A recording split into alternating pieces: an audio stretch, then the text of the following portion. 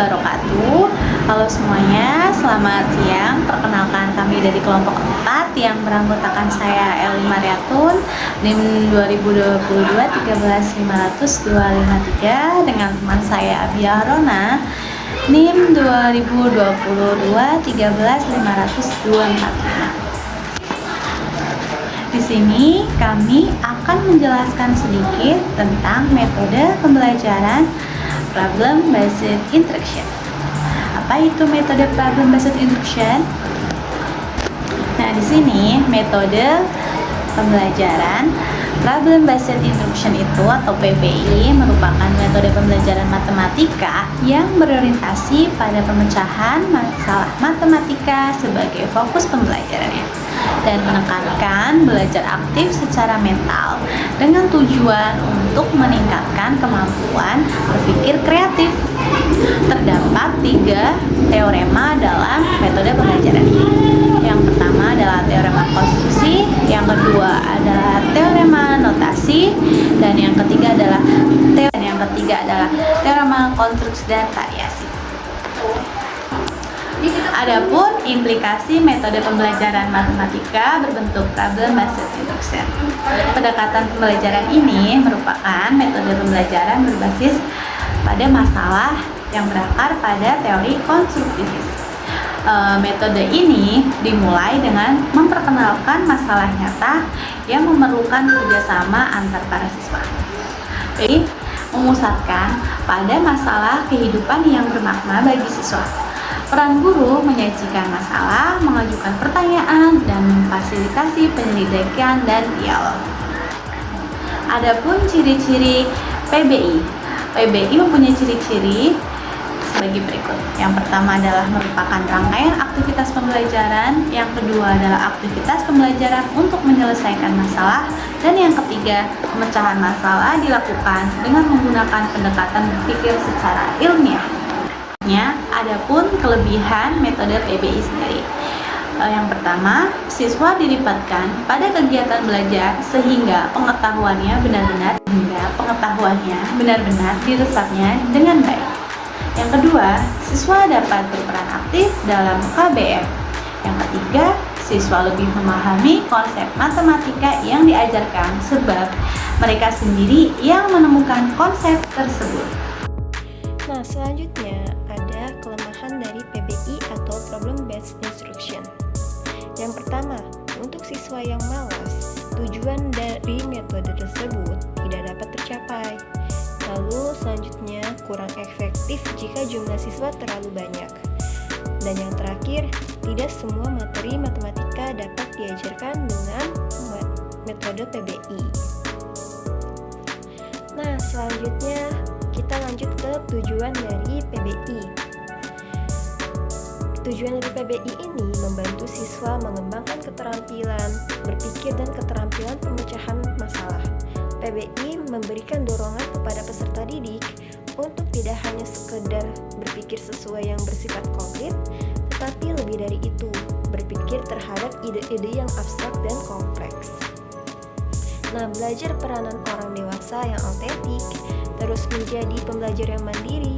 PBI berusaha membantu siswa menjadi pembelajar yang mandiri dan otonom. Lalu kita lanjut ke slide berikutnya, yaitu peranan metode pembelajaran Problem Based Instruction atau PBI pada barisan dan deret. Nah, langkah pertamanya, penyelesaian masalah pada konsep ini adalah mengubah masalah tersebut ke dalam model matematika. Pembelajaran yang tepat untuk konsep barisan dan deret ini yaitu menggunakan metode PBI atau Problem Based Instruction. Nah, contoh soalnya mari kita simak bersama-sama ya. Santi memiliki beberapa potong pita yang membentuk barisan aritmetika panjang. Nah, panjang pita-pita tersebut masing-masing adalah 30 cm, 50 cm, 70 cm, sampai dengan 170 cm. Panjang pita Santi seluruhnya adalah, oke, kita langsung bahas ke slide selanjutnya. Nah, di sini mari kita simak ilustrasi dari pita-pita yang punya Santi. Nah, ada 30, 50, 70, titik-titik-titik sampai dengan 170. Nah, dari angka-angka tersebut memiliki beda yaitu 20 ya. Jadi cara kita menentukan nilai n adalah sebagai berikut. Rumusnya adalah UN sama dengan A plus N min 1 B. UN ini 170 dan A itu adalah suku pertama ya. Jadi suku pertama adalah 30 plus N min 1 dan beda yang kita ketahui, beda dari masing-masing angka tersebut adalah 20. Jadi beda 20. 170 sama dengan 30 plus 20N min 20. 170 sama dengan 10 plus 20N. Nah, ini kita pindah ruas. 170 min 10 sama dengan 20N. Nah, 160 sama dengan 20N. N sama dengan 160 dibagi 20 sama dengan 8. Nah, ternyata 170 adalah suku ke-8 atau U8 sama dengan 170 atau N sama dengan 8. Selanjutnya, tentukan hasil penjumlahan ke-8 suku S8 dari 30, 50, 70 sampai dengan 170 dengan mengganti A sama dengan 30, UN sama dengan 170 dan N sama dengan 8 ke rumus SN. Nah, rumus SN ini SN sama dengan 4/2 dikali N A plus UN.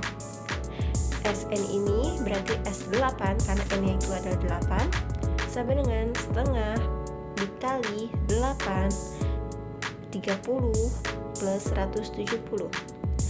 Nah, S8 sama dengan 4 dikali 200. S8 sama dengan 800. Jadi, panjang pita Santi seluruhnya adalah 800 cm. Baik, sekian dari saya. Assalamualaikum warahmatullahi wabarakatuh.